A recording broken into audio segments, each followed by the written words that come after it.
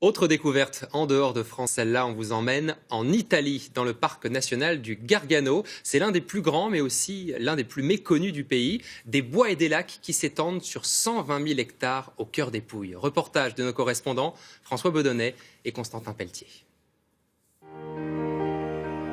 Aux confins des eaux turquoises et du vert profond des forêts, le parc du Gargano, dans la pointe de la botte italienne, est une langue de terre qui se jette dans la mer. Au volant de son 4x4, Jessica s'y aventure chaque jour. J'ai grandi dans le Gargano. Quand j'étais petite, mes parents m'amenaient ramasser les champignons et les châtaignes. Je suis passionnée par ce territoire. Un territoire qui s'étend sur 120 000 hectares de bois et de lacs. De sa passion, Jessica a fait son métier. Elle est guide dans ce lieu aux 1000 visages. Elle aime particulièrement faire découvrir cette forêt, celle de la montagne fendue. Quand vous regardez les strates géologiques de chaque côté de cette tranchée, vous vous rendez compte qu'elles correspondent. En fait, on pense qu'un tremblement de terre a fendu le sol en deux. C'est pour cela que cette montagne s'appelle la montagne fendue.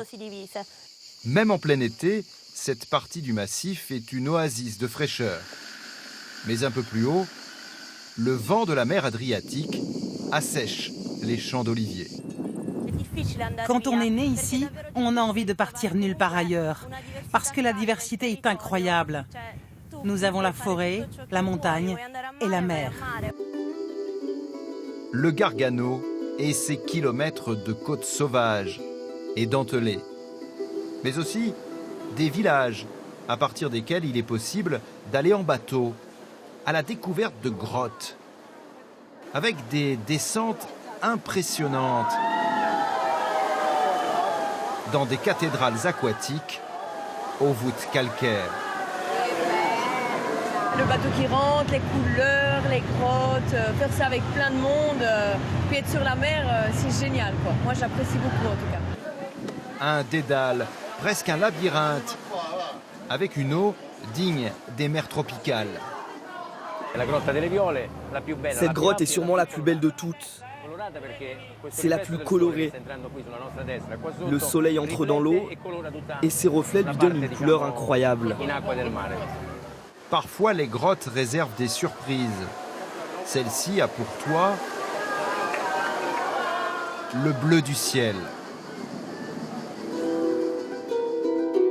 Ce parc national est le plus vaste de toute l'Italie. Si vaste qu'il s'étend aussi au large, en pleine mer. Il faut s'éloigner de 20 km de la côte, après quelques minutes magiques aux côtés des dauphins, pour accéder à l'archipel des îles Trémiti. Piero y vient tous les étés, depuis qu'il est enfant. Au fond, vous voyez l'île de San Domino. Elle s'appelle comme ça parce qu'elle domine les autres. Celle-ci, on l'appelle le Cretaccio, un énorme rocher qui ressemble à la crête.